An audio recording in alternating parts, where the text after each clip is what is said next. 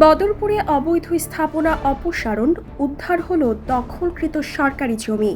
কুমিল্লার নাঙ্গলকোট উপজেলার ঢালুয়া ইউনিয়নের বদরপুর গ্রামে সরকারি সড়ক ও ভূমি দখলমুক্ত করতে উচ্ছেদ অভিযান পরিচালনা করেছে উপজেলা প্রশাসন।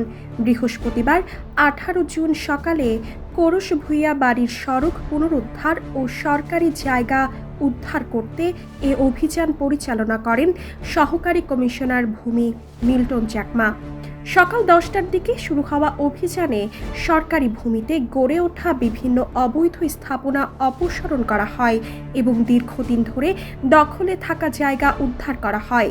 উপজেলা প্রশাসনের নেতৃত্বে পরিচালিত এ অভিযানে আইন শৃঙ্খলা বাহিনীর সদস্যরাও উপস্থিত ছিলেন। প্রশাসনের পক্ষ থেকে জানানো হয়, সরকারি সম্পত্তি অবৈধ দখলমুক্ত রাখতে এ ধরনের অভিযান ভবিষ্যতেও অব্যাহত থাকবে। কেউ নতুন করে সরকারি জমি বা সড়ক দখলের চেষ্টা করলে তার বিরুদ্ধে আইনানুগ ব্যবস্থা গ্রহণ করা হবে।